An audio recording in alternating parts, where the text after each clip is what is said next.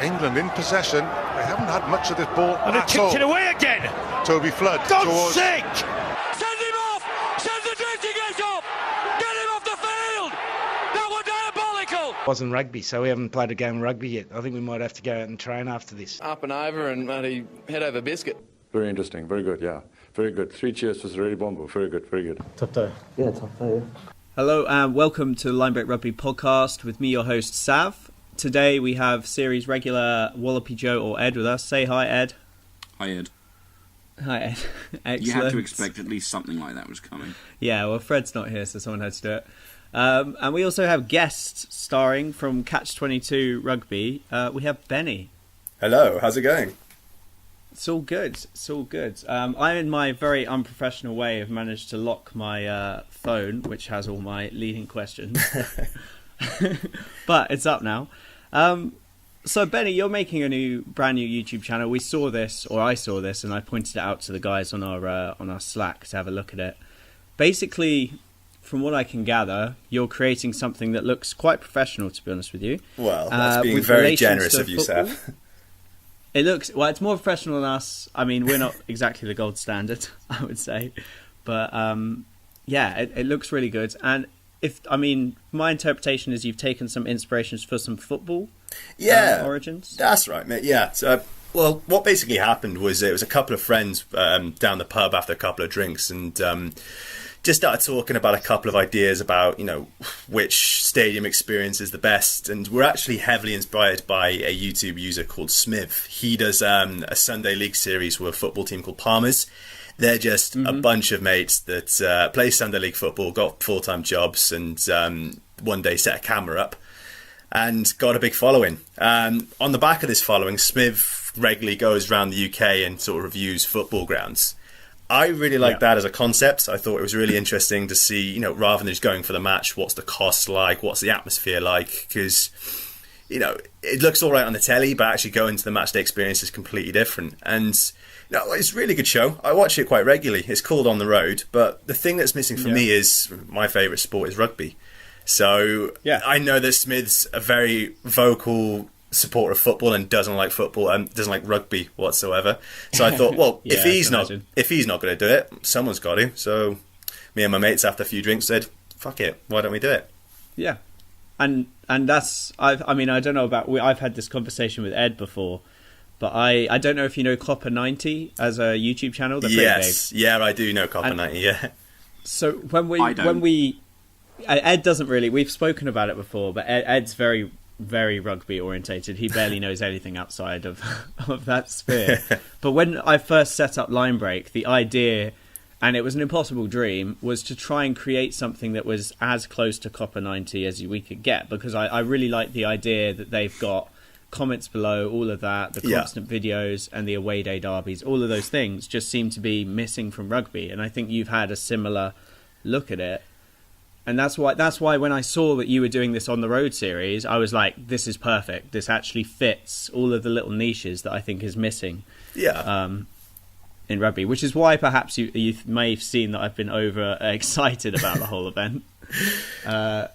Because it perfectly fit my idea, because I really, really hate the idea of men in suits and floating head analysis being the controlling force of rugby, because the reality is that there's a lot of young people that enjoy it and they want to have a bit of fun with it. Yeah, I think, the sort of level of rugby coverage is all dominated by sort of the TV channels.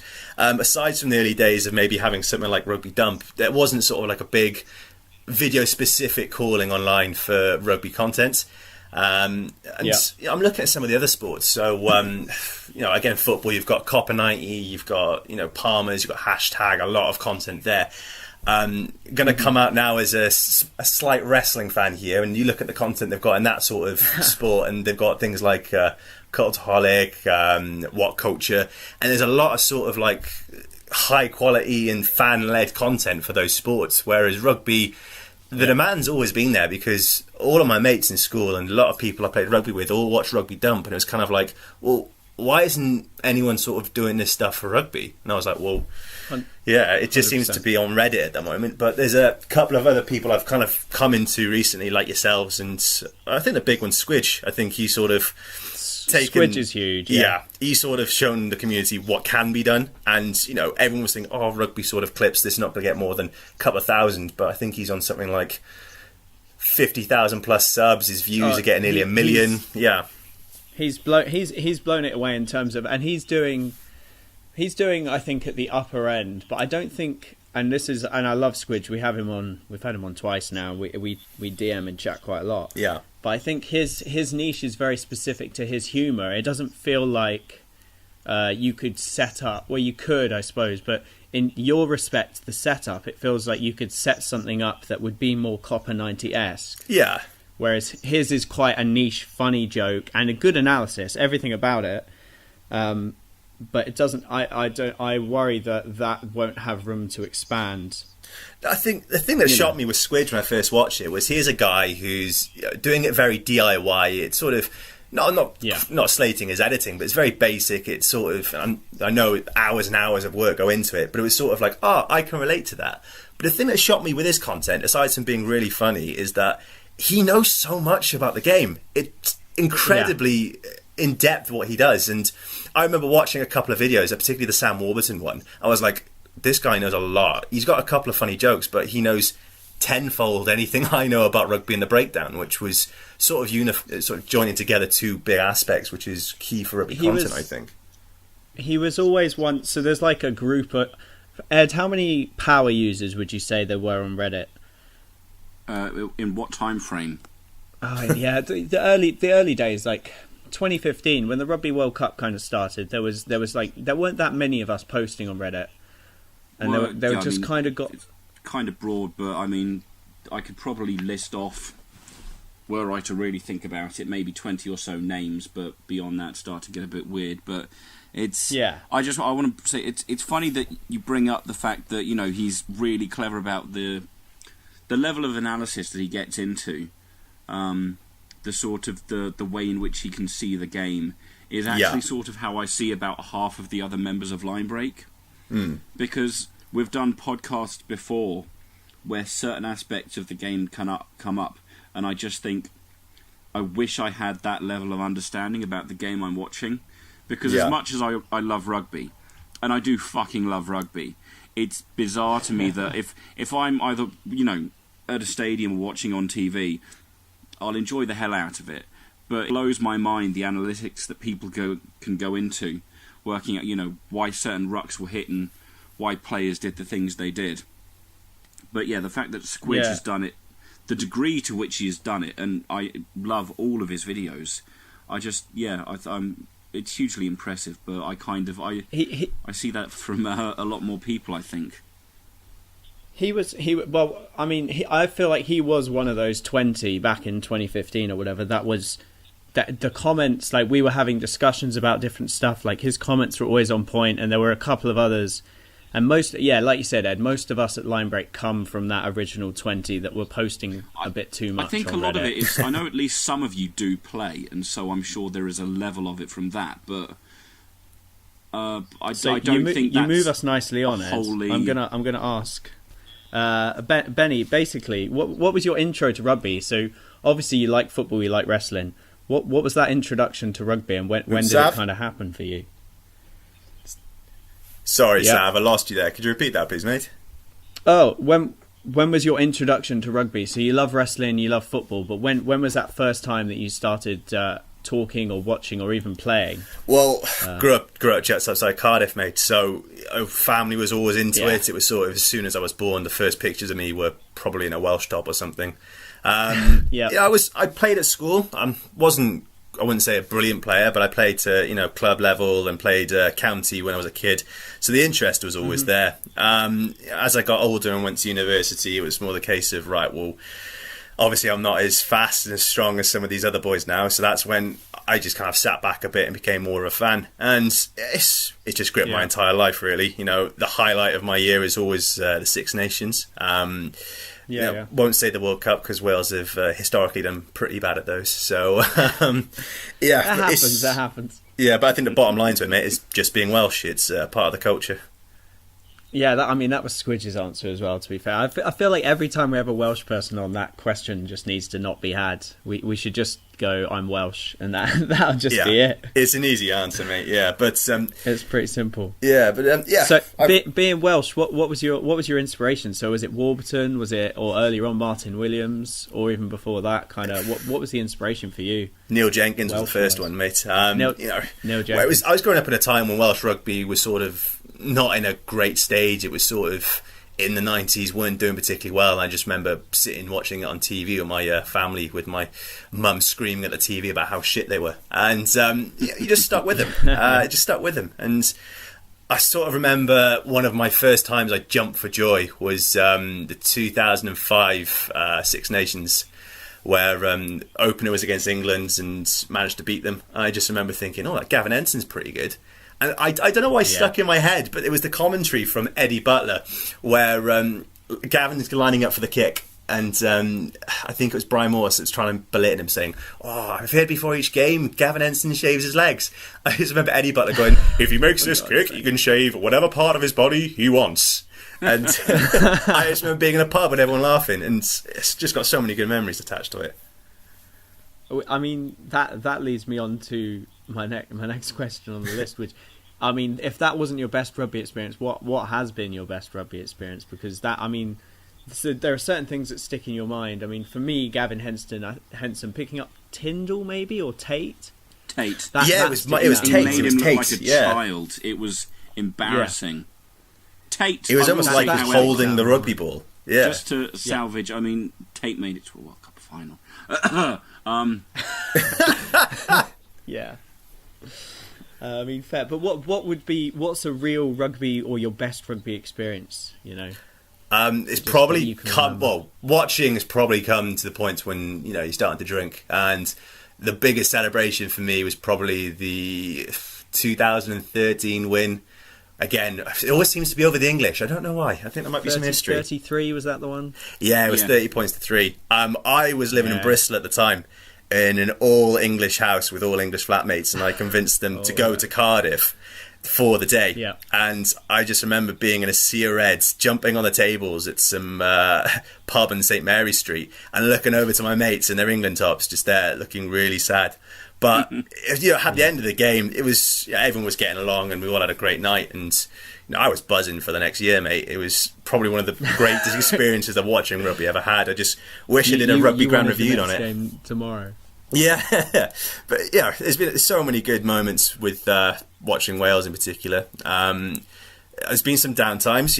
I look back to when we lost the semi-final against France. That Warby red card was. I was crying for days, mate. I was crying. I try to look at the positive rather than the negative. Yeah, no, I get that. I mean, there's been, I think the darkest era, I don't know about you, Ed, but my kind of darkest England era, apart from Eddie Jones' absolutely collapse and 2015, was just the Martin Johnson years. I got there was a lot of just direness going on. Yeah, I'm not really sure what my metric is for what I would consider a dark year, because I wasn't. I don't think I've Were done. You not engaged in to a in those degree. times? I mean, as best I have fairly vivid memories of certainly the 07 World Cup, and definitely Six Nations in 09 and 2010. Yeah. And as much as I have loved rugby since. Why not? I've got a picture somewhere of my brother and I with our faces painted with St George, the George Cross, to go to Twickenham for the '99 World Cup. That's dedication. And so, I was 9. It was a special day. We saw Fiji play England for the. They don't have it anymore. It was the playoff to make the quarterfinals, because they'd had an odd number of pools. The round of 16, but something like it's. Either way, rugby. So I've enjoyed and followed rugby for that long, and I have memories immediately after the 03 World Cup, but I didn't really kind of become what can loosely be described as obsessed until I think the 2011 Six Nations, and so my exposure to the Martin Johnson years are fairly limited, but that year itself, I don't remember too many bad things.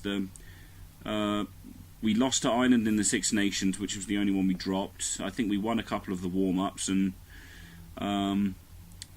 so you've only good memories. See, this is the problem. I remember distinctly I felt like we were one of the best in the world, and then Martin Johnson happened, and you realised that England just had this possibility to be really rubbish. No, yeah, and it was just kind of looking at that, and it was a bit poor. I think with England, looking from this side of the Severn Bridge, is that they're a team that should be, much better than their achievements at the moment, purely based on sort of the setup they've got in the country, the amount of players available to them. I saw an awesome statistic, 100%. I think it was on Reddit, the amount of registered rugby players per country, and ahead by a mile was England. You've got over 2.5 million registered players. Yeah, we're like an order of magnitude beyond the next biggest contributor. But it's... I think the problem England have, though, is that it's not that those players are overinflated, because they might exist, but there's a certain level that they're all playing at, which is just either incredibly social or week in, week out. Just not relevant.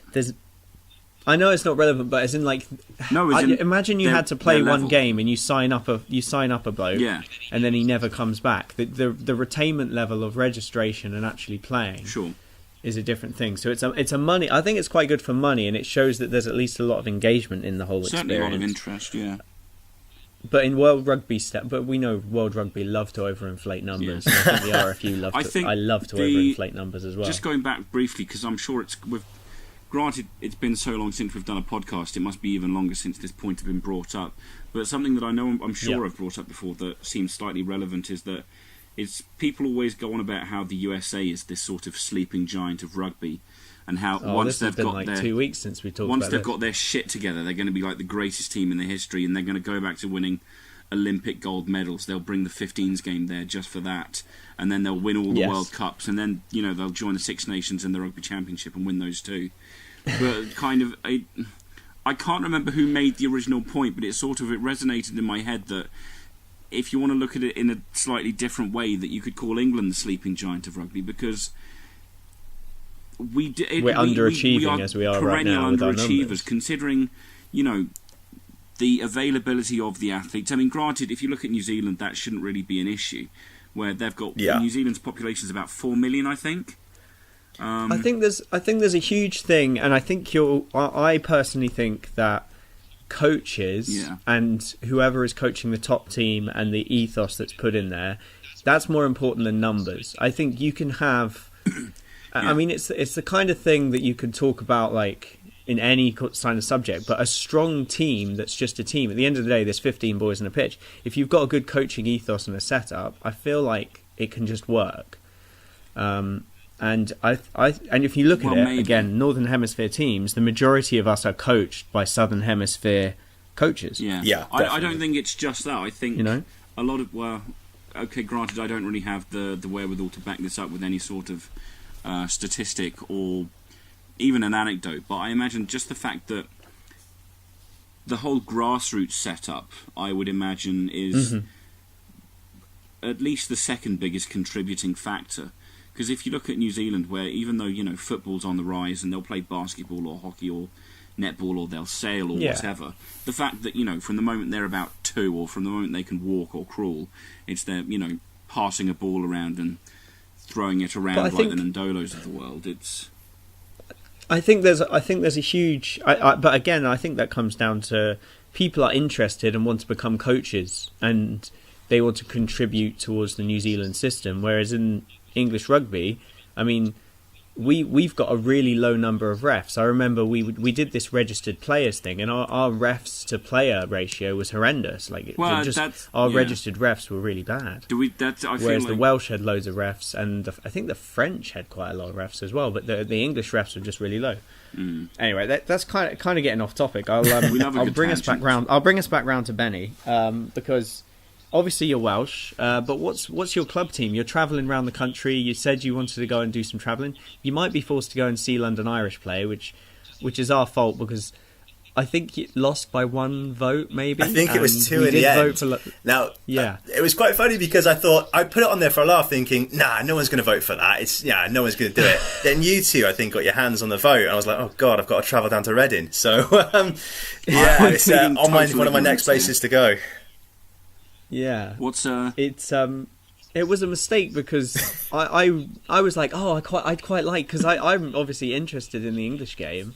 I was like, I'd quite like to see a London Irish day out. It would be quite good. Yeah. And then you said obviously that you're gonna get hungover probably the night before. And I realised we'd made an error there. Yeah, so thanks for that, boys. Appreciated. Yeah, not great. Right, so you're Welsh, but what's your current rugby affiliation? Who do you support as a region or as a local side? So I'm split between two. The Ospreys are my region. So even though I'm quite close to Cardiff, I'm sort of one of these border towns. So I had a 50-50 choice, and growing up, the Ospreys were the team that I kind of watched a bit more of, because they had the era of the Galacticos, where they had the likes of James Hook playing for them, Gavin Henson, Shane Williams, and they were the team that was on television. But the setup of Welsh rugby's weird, wonderful. There's a lot of people who still complain and bitch about it to this day. So, I think the general consensus in Wales, you have two teams if you're a proper rugby fan. So you've got the professional setup for the regions, and mine's the Osprey. But the club setups, which the previous pro setups, which are now semi-professional, is Bridgend Ravens. So a lot of famous players have played for Bridgend over the years. So you think of the likes of Alfie, Gareth Thomas has played for them. Rob Howley even played for them for a bit.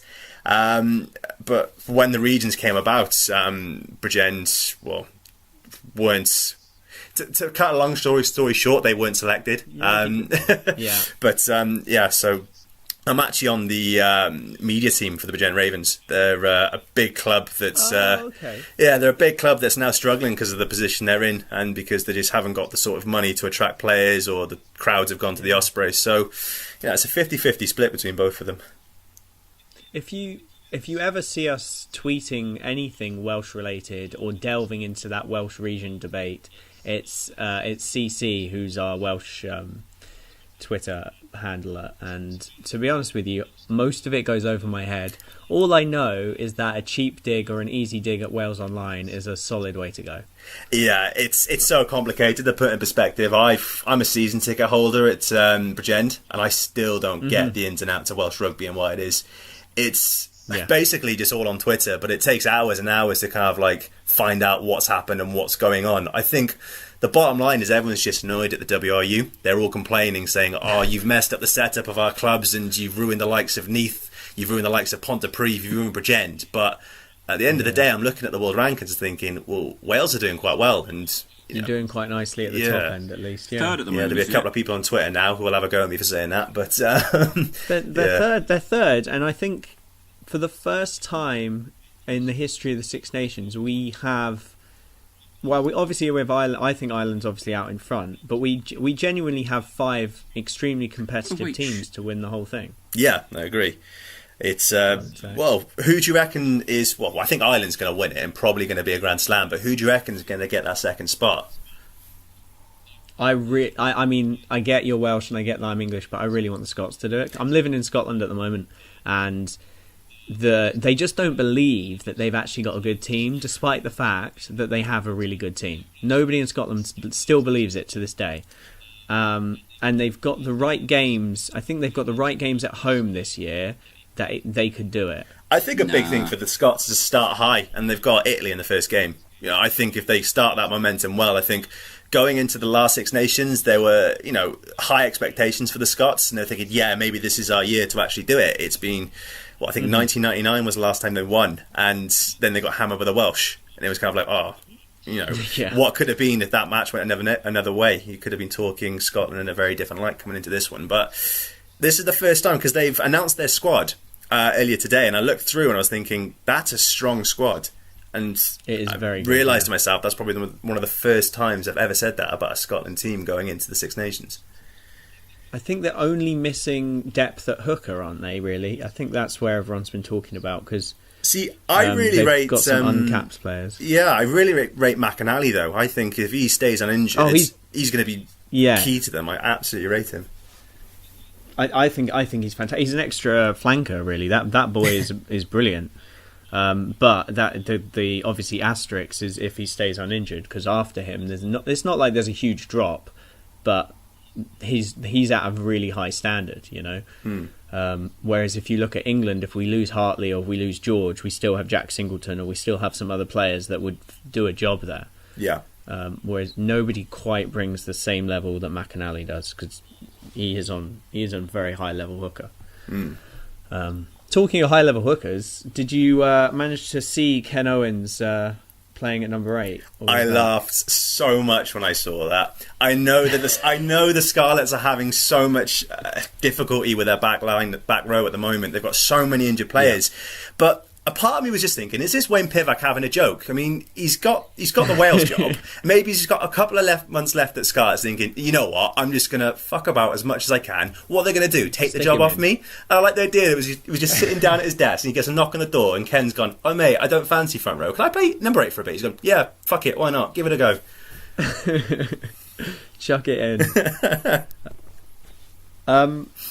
So, I mean, personally, I'm going to talk about myself for a tiny bit. I see my future in rugby as, well, I'm still a player, so I'm playing rugby at the moment, and I've got my level 2 coaching badge.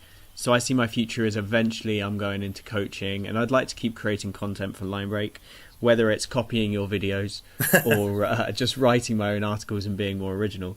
Where do you see your future within rugby? Are you still playing, or are you mainly content creator, or have you got an interest in coaching? Where do you see yourself in rugby?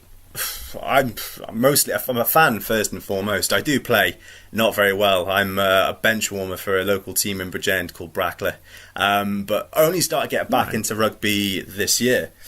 What happened with me was I was on the media team for Bridgend Ravens, and everyone was complaining, saying there's not enough players in the game. And I was thinking, I'm still at that age I could play, so that's what kind of spurred me back into it. But so they forced you back into it? Okay. Yeah, pretty much.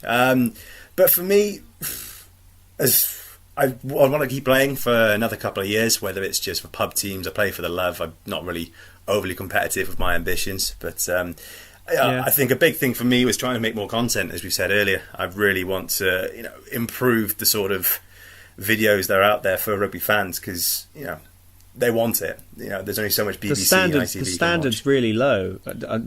And for a long while, I mean, Ed, I think you'd agree with us. We were, along with maybe Driving Maul, and I don't know who else was even making videos. Maybe Mujati. Mujati was making decent videos. Oh, Brian Mujati, because he videos. Yeah, his videos were great. But the problem with them is they weren't always rugby. If that makes sense. He threw all sorts in there. It's someone posted on the sub recently, just asking who was it that did these videos, and I had a look through his channel, because I just responded automatically. I thought he'd taken down most of his videos.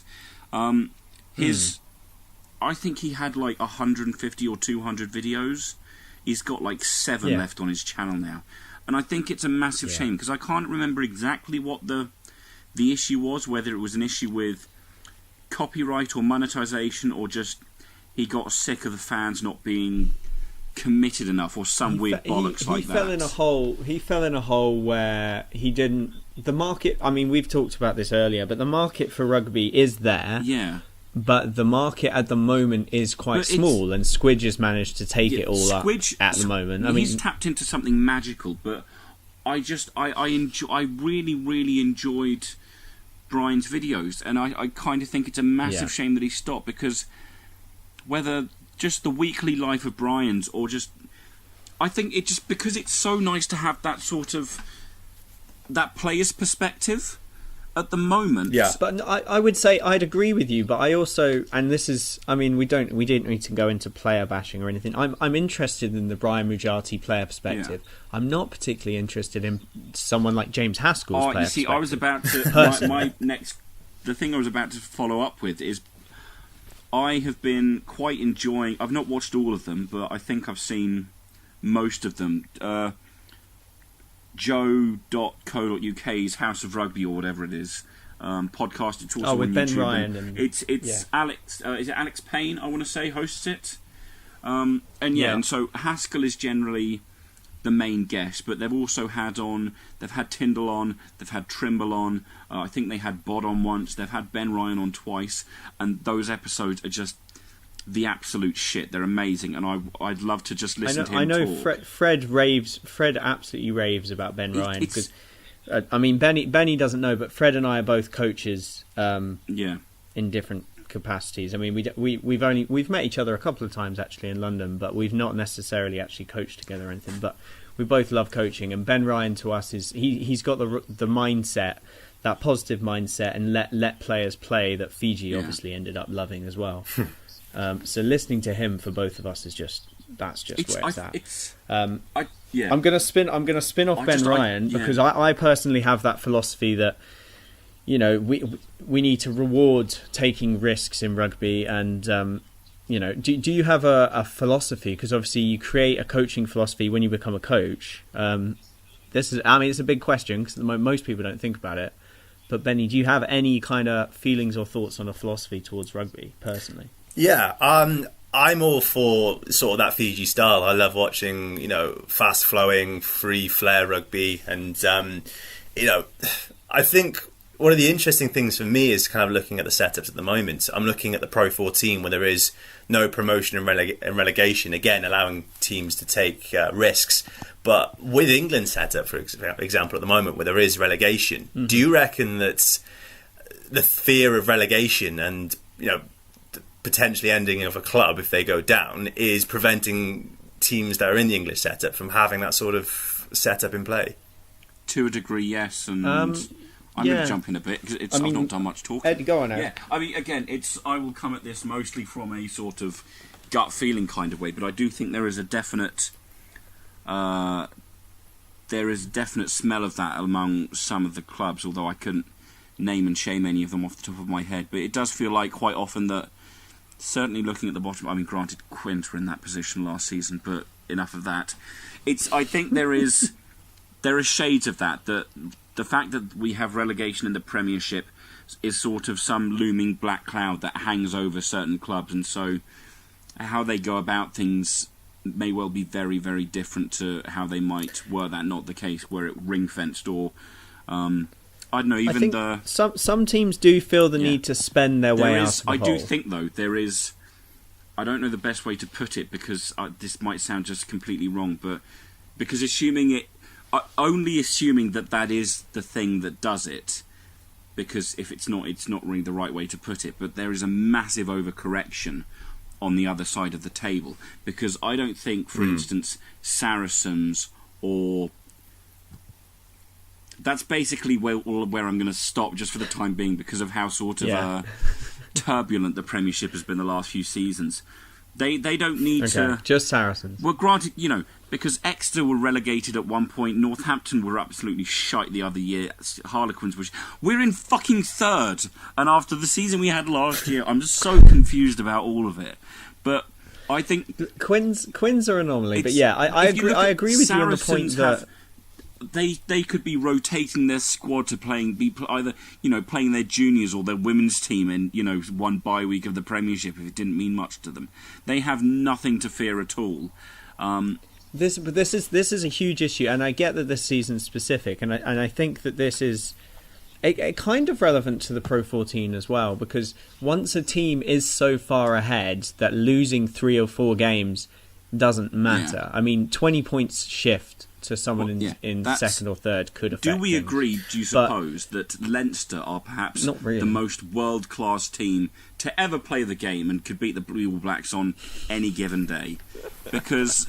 I mean, Toulouse proved that wrong, I think. And yet, really. Have you seen how far... that was Europe, but I think the last thing I saw Harble post was that Leinster were like at least 10 points clear of the next team in the Pro 14. And they're a team that have lost a couple of games, and they do rotate their players. They have a very, very... all the Irish provinces, I think, have an incredible handle on just general player management.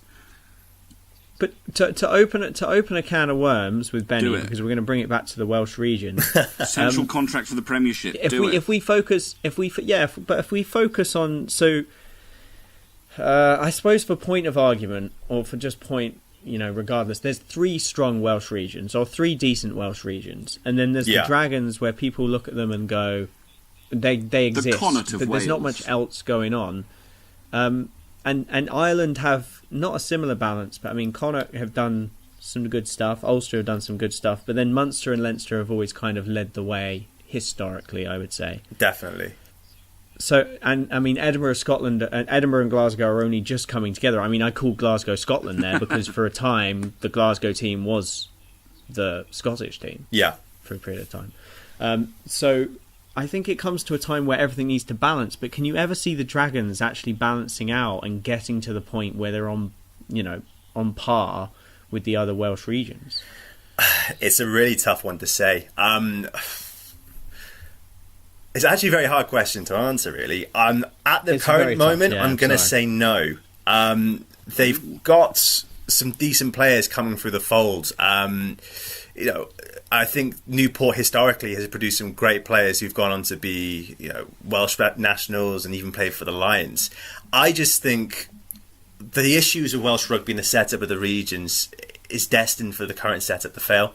I mean, support is a big thing, and until a region is fully supported, I don't really see them, getting into that position where they can go for a sort of championship run within the Pro 14. Because if you look at Ireland, the provinces there, all the teams there are so well supported, and having that sort of atmosphere in the crowd, it does spur players on. But when it comes to Wales, regions like the Dragons, for example, I don't think they're ever going to be fully supported, because they've sort of carved up aspects of the Gwent region of Wales with Newport, and there's clubs and places up in the valleys that are supposed to be associated with Newport, but they hate Newport. And there seems to be a divide in the clubs, and it's just a big mess. And until that's really sorted out, I don't really see them, regardless of the players that they have in their roster, mounting a serious title run. Can I bring up a quick point? Go on, just because I'm curious. I got curious, so I went to the Dragons wiki page just so I could have a quick look at some of their players. And at the top of the page, they've got the picture of Wales cut up into 4 groups that is supposed to represent where the support comes from each team, and it's a weird mess. And I'm just kind of curious, because I suppose my head's just how do you suppose it affects the support that the Welsh regions get, considering that all 4 of the teams are on the south coast, and the entire top end of Wales is sort of, it doesn't have anything there to sort of, for any of the teams to stake a claim. So Newport's got a little wobble. Well, they had that discussions about putting a team up there. I'll let Benny answer, but they had Cardiff's those talks, got like a little purple blob that goes up to just above halfway, and Scarlet's has basically the entire left of the country and the entire north of the country. But I can't imagine that's particularly accurate or really truly representative. And so considering I know Wales isn't massive and it doesn't have a massive population, but as I say, all 4 teams are right on the south coast, so it must be support. It's population distribution. Historically, everyone in Wales has lived in the south, and there hasn't really been a lot of people in the north, and those who are in the north tend to follow football. I might just be jumping to conclusions here, but I find when I go to places like Aberystwyth in mid Wales and go to Rhyl in the north, all my friends there and my family there, they're all football fans predominantly. So that's why all 4 clubs are in the south. Now, I don't know if you know about this, but when the regions were first established, there were actually 5. Did you know that? Was Neath the 5th? No, it was a team called Celtic Warriors. I've never heard of them. Oh, I seem to remember that, but I don't know why. Yeah, it was basically when they came up with the idea, they basically said, look, we've seen what the All Blacks are doing in New Zealand and we really like it. Let's do it in Wales. Yeah. And they had this sort of juggling act to say, right, what we're going to do, are we going to make 4 brand new teams, or are we going to make regions based on teams that are currently successful? So the ones that put themselves forward to say, we want to be regions because they were historically the best and well supported were Cardiff, obviously the big one being the capital. You had Newport, the second. You had Llanelli Scarlets, who are probably the most well-known because they beat the All Blacks in the 70s, and they're still going on about it to this day. But the others in contention as well were Neath, as you just mentioned, Swansea as well. I've had some good players in there. My team, Bridgend, and also Pontypridd, who you could argue were probably the most successful out of all of them in terms of on-field achievements. The problem they had was like, well, these are 6 or 7 teams going forward. We can't justify having 6 or 7 professional teams. So there needs to be a compromise. Yeah. So how it started is they said, right, Cardiff's the capital. They're going to have a region. We're going to call them Cardiff Blues. Newport, you're going to take over all of the valleys above you and everything to the English borders. You're going to now be called Newport Gwent Dragons. Llanelli, you guys can have the north because you're the closest team to the north in terms of travelling and you're really successful, so you're going to be Llanelli Scarlets. And then the 4 teams left over were Neath and Swansea, Bridgend and Pontypridd. So what they said was, right, we're going to make a collaboration. Neath and Swansea, you can come together and you'll be called Swansea Neath Ospreys. And then Bridgend and Pontypridd, you can come together and become Celtic Warriors. After one season, the Celtic Warriors folded. They were in financial difficulty and the club wasn't run well, so they recarved it and said, right, well, Bridgend, your portion of the region is now going to become the Ospreys, and Pontypridd, you're now going to become Cardiff. The problem is that Cardiff and Pontypridd are bitter rivals. It's like saying, right, Manchester United, Manchester City, you're just going to become Man United now. It just doesn't float. Yeah. And that's the issue we're having at this day. They say the regions in Wales aren't supported as much as they should be. It's because they carved up the borders so badly that, you know, a lot of fans and a lot of people in there become disillusioned. It's like, yeah, but I can't support Cardiff when my team's Ponty. And it's a mess, mate. Absolute mess. I mean, I'm looking at the map because I've just pulled it up on Wikipedia. If you heard me typing during that, and the way it's laid out, it looks so interesting. I mean, they've given obviously Cardiff got obviously just the capital. They were very literally just given the capital. Yeah, and then the surrounding area, which I've now known as the Blues and Ospreys area. I mean, that's a huge area for the Warriors to have, to then just fold and then share it up. I think the issue that happened with the Warriors folding is it forced fans into a split with the generations. The older generations who grew up watching the likes of Cardiff and Pontypridd battle in Europe, they're not going to support a team, if they're from the valleys, they're not going to support Cardiff because they've always been bitter rivals. However, this has been in place now for the best part of 10, 15 years, and you've got the new generation coming through, like myself, like the younger kids, who don't really remember those days, and all they've known is Cardiff Blues and the Ospreys. So it forces this split between the generations because, you know, it gets very bitter, especially in the pubs when people are talking about the Ospreys and you hear some guys say, oh, I don't want to talk about that filth, we don't support them. It's like, ooh, hang on, mate, this is rugby, this isn't football. You know, you're supposed to respect the other teams. And I think there's I don't know, there's some merit to holding on and just letting that generation lose their hatred and just letting the Cardiff Blues and the Ospreys become rivals in their own right. Yeah. Obviously, that loses a lot of history. You've got the local teams that will continue that history, I suppose. Yeah. But there's merit for the regions to just hold on tight and not change it anymore. Yeah, it's a shame because I think competitively the club rugby system is a bit more fun. It's nice to sort of take on your local rivals who are the next valley over, whoever. But I think we need to accept the fact that, you know, rugby is an amateur game anymore. It's professional, and you have to accept that the club set up in Wales, because we haven't got enough money, enough players, enough infrastructure, isn't going to work. So I think it 100%. Was a necessary evil. But again, it's just, do we just wait for those sort of fans to die out as the years go on? It seems a bit unfair because rugby, in my view, is a game for all, and we shouldn't segregate people who, you know, want to support their local team. Yeah, that's 100%. I mean, I'm thinking back to my day. I played in Bristol, and there are so many rugby teams in Bristol. Yeah. To the point where there's 20 yards, literally 20 yards from my old clubhouse. There was Are you going to say team, Saracens? And then over the fence. Saracens? Bristol Saracens. No. Because Saracens. I had a run out for Clifton Thirds. And Clifton. Yeah, but next door to Clifton, literally about 20 metres away, is another rugby club.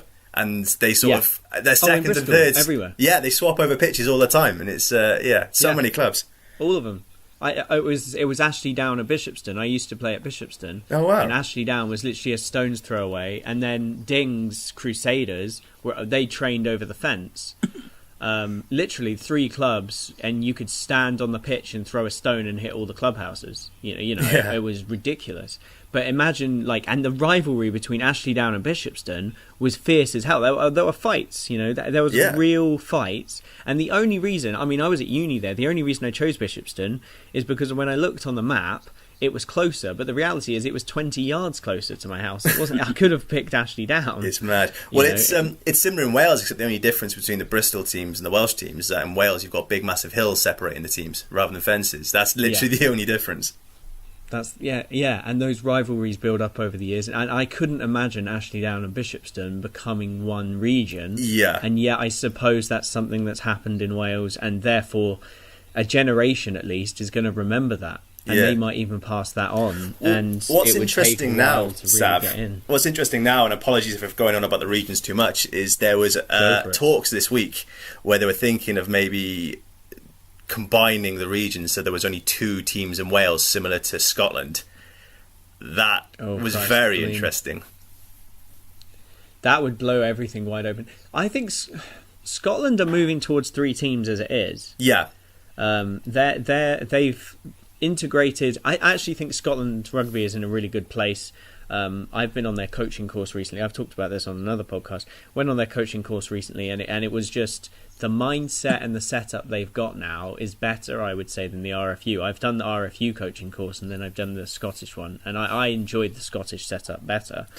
And I would say that the way that they've got that Super Six, and there were issues with who got the professionalism or the semi-pro, whatever you wanted to call it, in terms of that.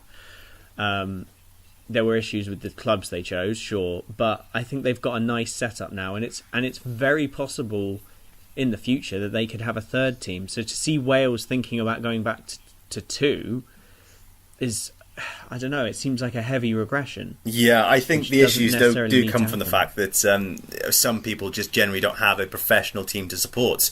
And then making 2 super clubs is just going to make the problem even worse. You're basically taking an already diluted fan base and diluting it even more. So I personally think it's a stupid idea. I'm very much of the mindset that we should have the 4 regions, and, well, again, maybe it's a bit harsh. Just kind of let time take its toll, really. Yeah. Yeah. I don't think Scotland actually viably can have a 3rd club. I mean, they would maybe try the borders. I really struggle with it because, I mean, living here, you couldn't have one. I mean, Dundee has fought for one. Stirling is quite a good little area. Obviously, Melrose. They've got some. I know Melrose is the most supported in that sort of level, isn't it?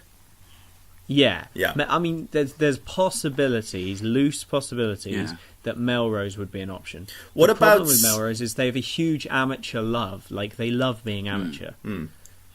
What about the Caledonian Reds from back in the day? Because the Caledonian Reds were a team, if I'm not mistaken.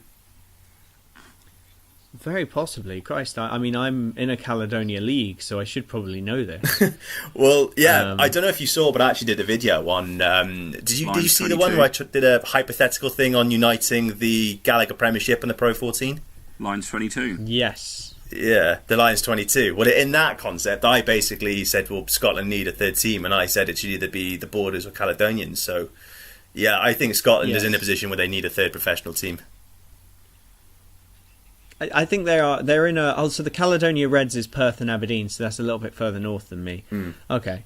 So, I mean, that would be interesting if they did. I would love it, I think, but I think as they are now, I think Cockrell's gone in and he's really doing wonders with Edinburgh.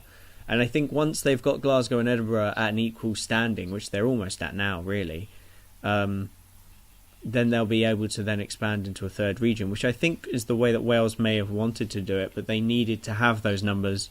They needed the 4 at the very minimum, otherwise they'd have been dividing the love and the passion amongst 2, which, like you said, it doesn't work. Yeah, exactly. It's such a complicated mess. There's history, there's infrastructure, there's amount of players. It's a big mess, and sometimes it's just easier to sit back and watch Welsh club fanatics argue with each other on Twitter, because sometimes that's more entertaining than actually watching rugby. So, yeah, it could always be worse. I'm looking up the Bridgend. Do you run the Bridgend Ravens Twitter account then? No, that's there's a couple of people. I've got access to it, so if they really annoy me, I can put some nasty tweets out. But no, there's a chap called Alid Thomas who actually runs that. But they've got a couple of people on their media team. So I know they've got a guy called Eddie who does a lot of sort of the match reports, and his knowledge of semi-pro rugby in Wales is incredible. He knows all the players from all the teams. You got a guy called Grant and a guy called Beach. I'm just the guy who happens to have a camera and can edit, so I used to do a couple of highlights for him, a couple of sort of like trick shot videos and stuff, just to, I think for me the reason I started doing that sort of thing with Ravens is because I was looking back over some of the players we've had recently.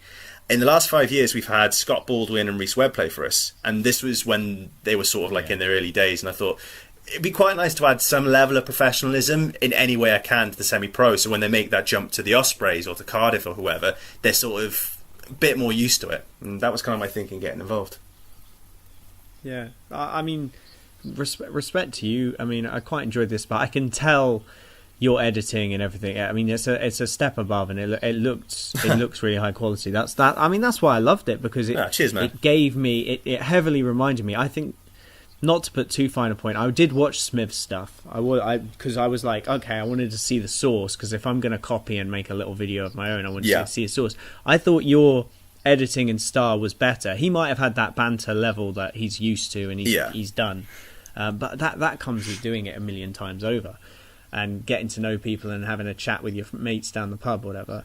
So, but your editing was top notch. I really enjoyed that. Oh, thanks, mate. I appreciate that. I can only see it getting better and better. So. Yeah, I'm hopeful for your future. I'm gonna only do one more video. I did a trip to Dublin a while ago. Oh wow, okay. Where I got lost in basically a million pubs and only took about a minute's worth of footage of the game. But I'm gonna try. I took so much footage of the pub, it was ridiculous. Or the pubs plural. So I'm going to try and make something out of that one, and that'll be my last attempt. No, go for it. No, I remember because you dropped me a line saying, "Hey, Sav from," and I basically taken a couple of shots of a trip to Toulouse, and you did say, "I'm not trying to steal your idea. It's more of a homage or whatever." And I really did like that. And I think if other people want to try to take this style, then go for it. I've seen a lot of people, myself included, have had content stolen in the past, and people just take it without recognition. But I'm more of the mindset, look, if you give someone credit and just say, look, thanks for the inspiration, but I'm doing my own thing, that's completely fine. And I was quite happy to see, this idea for rugby is sort of well liked because other people are sort of doing the same thing. So I was really happy when I saw it, and look forward to the Dublin one. If it gets made, I've got a lot kicking off at the moment. I've got one last question lined up. I mean, I'm going to ask Ed it after I've asked you. Sure. Ed, are you still alive? I might be. Sorry, mate. We've hijacked the conversation from you, buddy. I'm sorry. So Benny, my last conversation, is there any single rugby story that really sticks out in your mind? Because, I mean, my one's actually flitting between some home stuff. There's flitting towards some injuries that have happened, but there's there one real rugby story that sticks out, whether it was funny or whether it was dramatic. Is there anything that sticks out in your mind? So in terms of dad jokes, my dad takes the biscuit. He's the type of person who'll say one joke and make a couple of people laugh, and you'll hear that joke for the next 10 years. And my dad's absolute pinnacle was, again, back in the 2005 game against England, was Gavin Henson. And I just remember looking at my dad, and he was shouting at the top of his voice, "He'll be in church later," because obviously he was dating Charlotte Church. And we all laughed. The problem was that was about 15 years ago. And to this day, he will still do that joke over and over again. He loves that joke.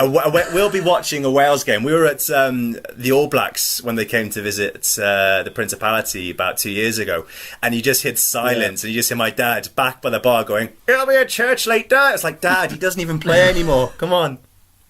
I don't know why, but that's one of the stories that always sticks out in my mind. That's brilliant, and I think rugby, I mean, it's always your hobbies. It's always best when it's a family occasion. So I mean, it's always great to hear that sort of stuff.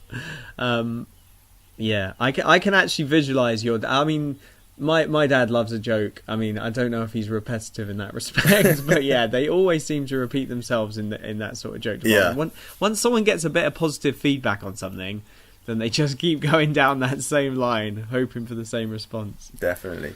But on the subject of rugby jokes, while I'm here as well, one of the other guys who I think is a big contributor to the scene is, do you know G-Love? Have you heard of him? Glove. Yeah, Glove. He did the Scottish hype videos, and while Squidge really made me laugh for this content, for some reason G-Love, his hype train series just made me laugh so much, especially that scene when it's the rail replacement bus and they reenact the scene from I think it's the Italian Job at the end. I was just in stitches watching that stuff. Yeah. Brilliant. He does some stop motion and stuff for the BBC. We're actually talking about, I mean, we might as well talk about it now. I was talking about maybe having him on as well, because we follow each other on Twitter and we've known each other from Reddit. He's another one that's been on Reddit for generations. Like, I feel like there's a lot of content creators that are coming out, and that's why you kind of came out of the blue and why I asked the question, because a lot of the content creators I see nowadays did come from that core on Reddit that started in 2015. Yeah. But then you really, suddenly I saw that and thought, that's someone that's doing it right, and they haven't come from Reddit. So that's why it surprised me so much. Yeah, well, I was from Reddit in the sense that I kind of sat back and watched it. I was a bit nervous to sort of contribute, because I thought maybe my rugby knowledge isn't as in depth, or I was scared of the downvote, and I was always watching the stuff that was on there. So I'd probably say I'm from Reddit, just wasn't as active as some of the other people on there. All right, fair enough. We'll take that. That's another one for the good guys. Cool. Ed, I'm gonna ask you the question now. Is there any? Because we've done this a million times, but I don't think I've ever asked you. Is there a rugby story that really sticks out in your mind? And it will be English or Quins related, probably. I mean, I've been trying to think, and I'm sure there must be a couple that I've experienced, but none really spring to mind. The moment you just said, rugby story, I've got. I don't know. It's. I'm genuinely. It's. I'm not even sure what would constitute a story, or what my various experiences. Match day out, and you got hit on the head with a rugby ball, or someone put. Did you sit and watch Elliot Daly put a ball in a bin? No, I wasn't at that match, unfortunately. You weren't at that one.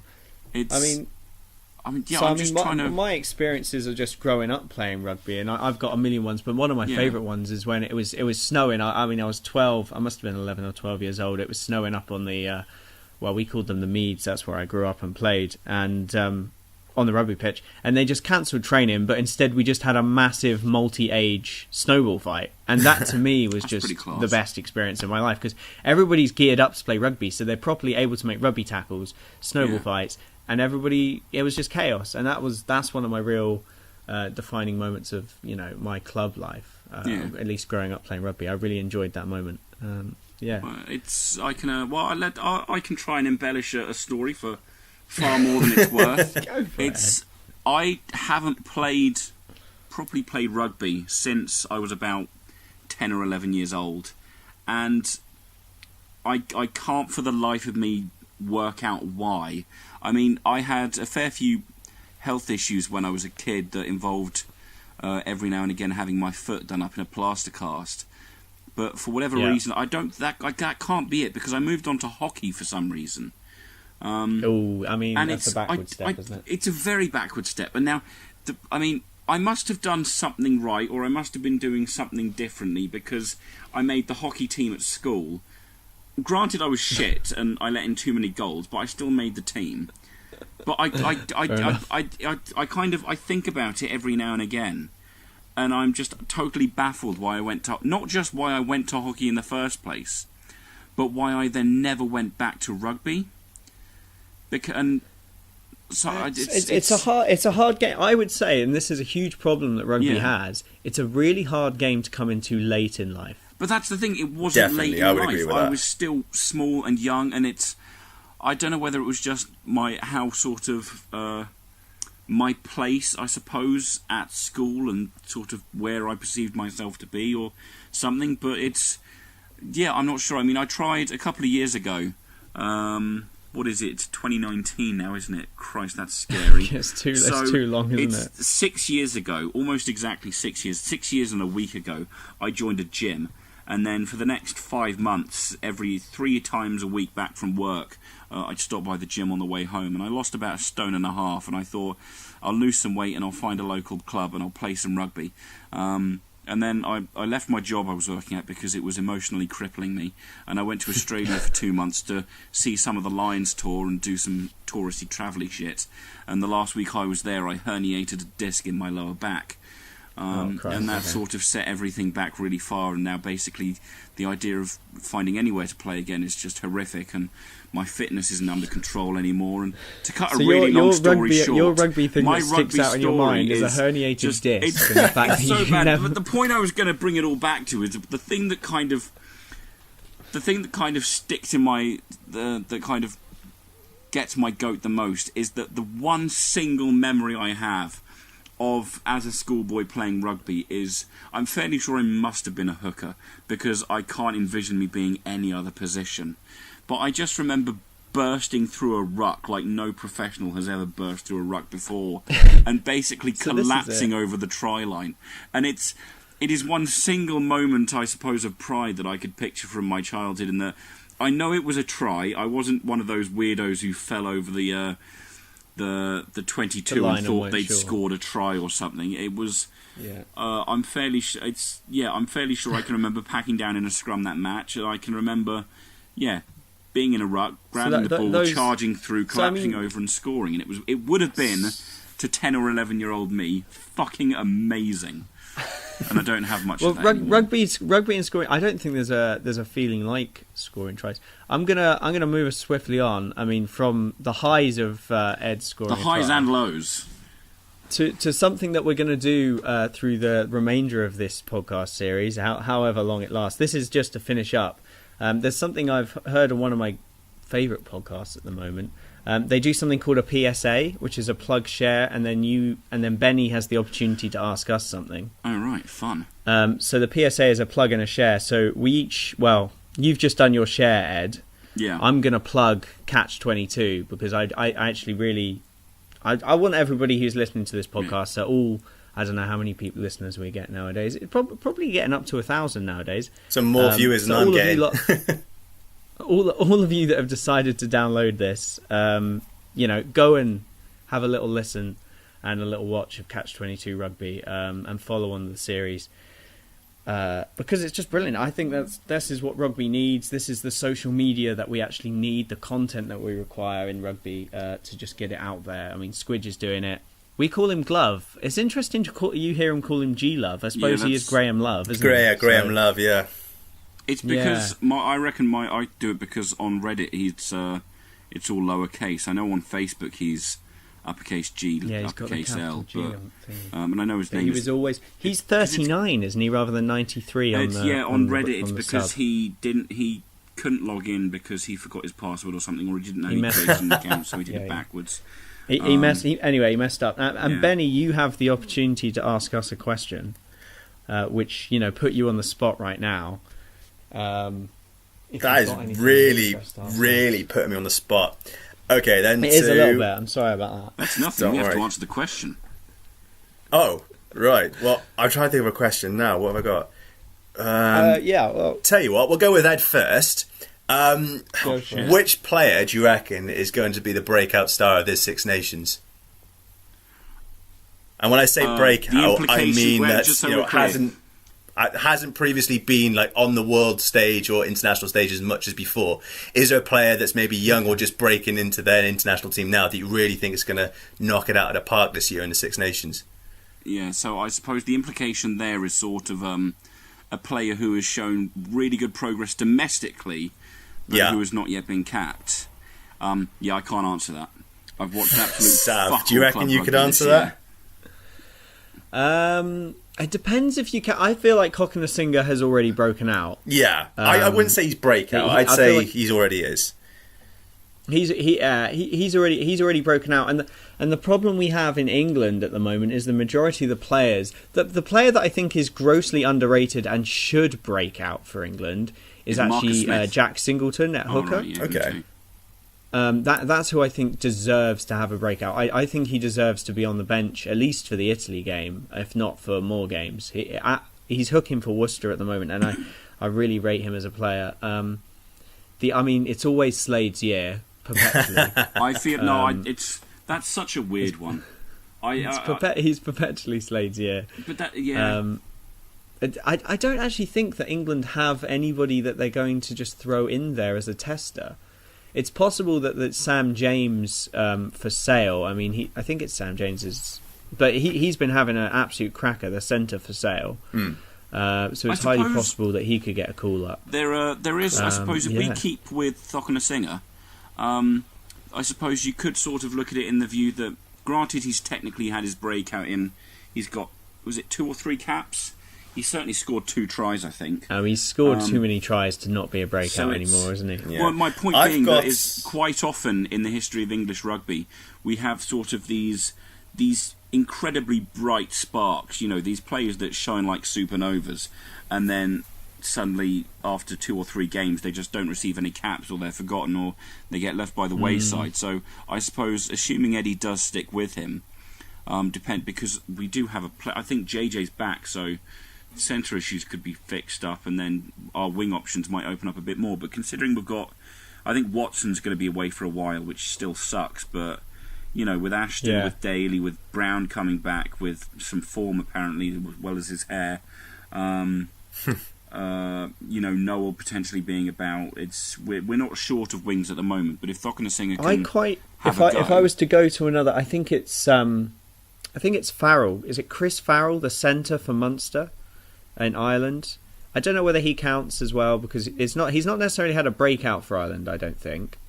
But for me, he's been playing really well for Munster. I don't know if breakout counts, really. I've got one to throw into the conversation here. A front rower for Wales called Dylan Lewis. Heard of him? Okay, yeah. He's been looking very, very good in the scrum. He had a call-up for Wales recently, and he's looking very solid. And I know at the moment, the one area of the pitch that I'm really concerned for Wales is that front row. We just don't seem to have consistent front rowers who can hold their own. But looking at this guy now, I think he's just 20, 21. I was watching him a little bit Cardiff when he was... Blues, yeah. Yeah, he's looking fantastic. Who's Wales' 20? He's 23. Oh, he's 23. Who is Wales' starting front row at the moment? Who are Wales at the front row at the moment? Who's their starting front row right now? I don't know if Thomas Francis is starting, but him, Ken Owens... No, Ken Evans is playing 8, remember? Who's at the other prop? Oh God, put him on the spot now. Well, Leon Brown is tight. I think he can play loose. You've got I don't think Samson Lee made the squad, did he?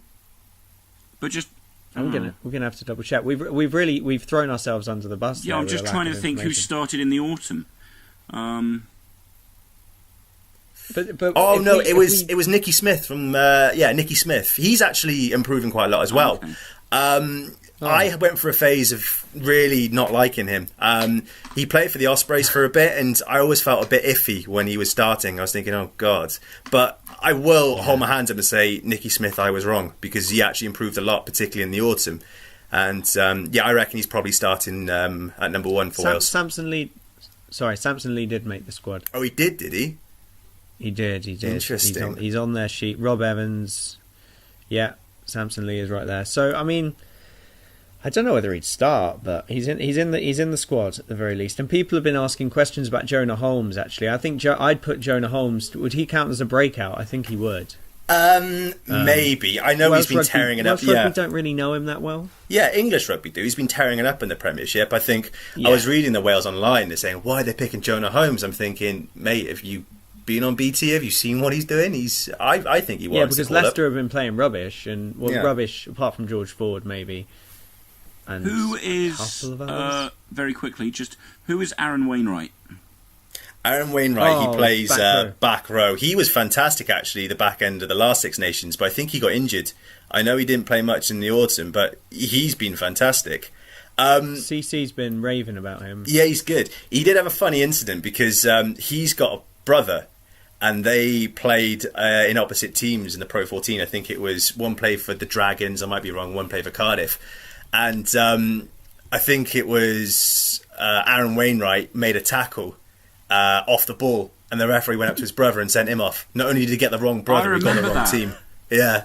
That rings a bell. Yeah. He's one of the. I mean, he's one of those Dragons players that's actually, up there. Yeah, there's a couple of Dragons players in there who've got some great skill. Like, I really rate Elliot D. I think he's fantastic. If I knew the answer to what's going on at the Dragons, I'd be making a bit of money working in rugby. Yeah. Wow, yeah. There's not a huge amount in rugby. Well, we'll have to ask Squidge how much he's earning nowadays. We'll go on Social Play, see how much he's getting from them views. Oh, is that?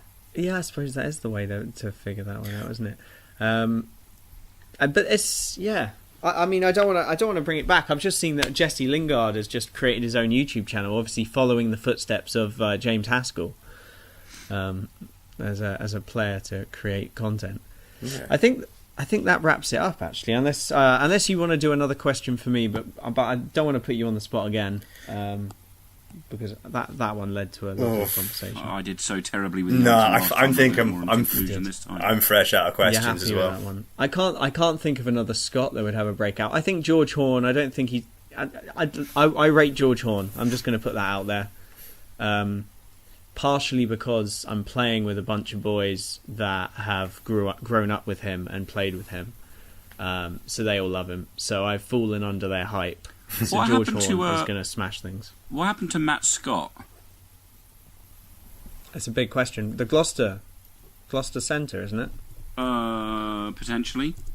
I think so. I don't know. I have no idea what happened. I know he's Edinburgh.